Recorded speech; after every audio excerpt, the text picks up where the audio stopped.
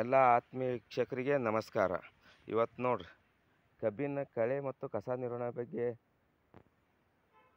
ಮಾಹಿತಿಯನ್ನು ತಿಳ್ಕೊಳ್ಳೋಣ. ಹೌದ್ರಿ, ಈ ರೀತಿ ಕಬ್ಬು ಐತೆ ನೋಡ್ರಿ. ಕಬ್ಬು ನೋಡ್ರಿ 4, 5, 8, 10 ಗಣಿಕೆ ಐತಿ. ಕಸ ಈ ರೀತಿ ಆಗೈತೆ ನೋಡ್ರಿ, ಚಿಟಿ ಚಿಟಿ ಮಳೆ. ಹೌದ್ರಿ, ಇದ್ರಾಗ ಯಾವ್ದು ಕಸದ ಎಣ್ಣೆ ಹೊಡಿಬೇಕು ಅನ್ನೋದು ಕಮೆಂಟ್ ಮಾಡಿ ತಿಳಿಸ್ಬೇಕ್ರಿ. ಹೌದು, ಭಾಳ ಕಸ ಆಯ್ತು ನೋಡ್ರಿ.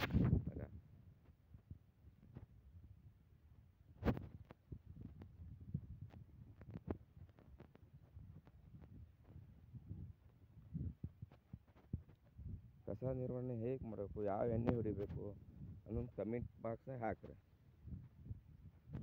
ಈ ಸದ್ಯ ಇದಕ್ಕೆ ರೋಂಡಾಪ್ ಹೊಡಿಬೇಕಂತ ಮಾಡಿದ್ದೇನೆ ರೀ. ಒಳಗೆ ರೋಂಡಾಪ್ ಹೊಡೆದ್ರೆ ಮುಂದೆ ಕಬ್ಬಿನ ಮರಿ ಅದು ಎಲ್ಲ ಸುಟ್ಟು ಹೊಕ್ಕಾವ್ರಿ ಕಸದ ಜೊತೆಗೆ. ಮತ್ತು ಕಬ್ಬಿನ ಮ್ಯಾಲೆ ತುದಿಸಿರ್ತಂಗೆ ಕಬ್ಬನ್ನು ಸುಟ್ಟು ಹೊಕ್ಕದ್ರಿ. ಅದಕ್ಕೆ ಯಾವುದು ಹೊಡಿಬೇಕಂತ ಹೇಳ್ರಿ ನೋಡ್ರಿ. ಅದೇ ರೀತಿ ಇಲ್ಲಿ ಕರಿಕೂ ಐತೆ ನೋಡ್ರಿ. ಈ ಕರ್ಕಿಗೆ ಹೋಗ್ಬೇಕು ರೀ, ಕಸಾನು ಹೋಗ್ಬೇಕು. ಅಂಥದ್ದು ಔಷಧ ಯಾವುದೈತೆ ಅನ್ನೋದು ಕಮೆಂಟ್ ಮಾಡಿ ಹೇಳ್ರಿ. ದಯವಿಟ್ಟು ತಪ್ಪದೆ ಮೆಸೇಜ್ ಮಾಡಿರಿ ನೋಡ್ರಿ. ಈ ಥರ ಕಸ ಐತಿ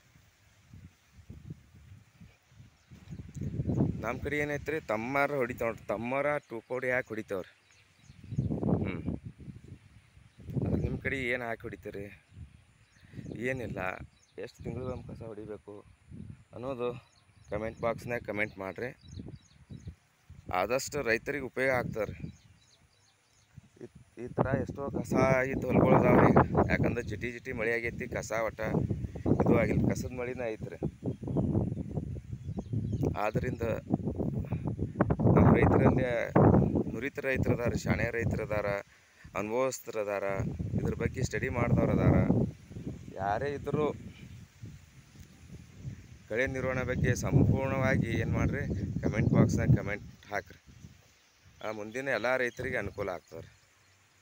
ಈ ರೀತಿ ಕರಿಕೂ ಐತ್ರಿ, ಇದೂ ಐತಿ ನೋಡ್ರಿ. ಕಬ್ಬು ಅದೆಲ್ಲ ಚಲೋ ಐತ್ರಿ, ಕಸ ಭಾಳ ಐತ್ರಿ. ಮತ್ತು ಹಿಂಗಾಗಿ ಇನ್ನೊಮ್ಮೆ ಹೇಳ್ತೀನಿ, ಯಾರಾದರೂ ಮಾಹಿತಿ ಇದ್ರೆ ಮಾಹಿತಿಯನ್ನು ಹಾಕ್ರಿ. ಇಷ್ಟು ಹೇಳಿ ನಾನು ಮುಗಿಸ್ತೀನಿ. ಎಲ್ಲರಿಗೂ ನಮಸ್ಕಾರ.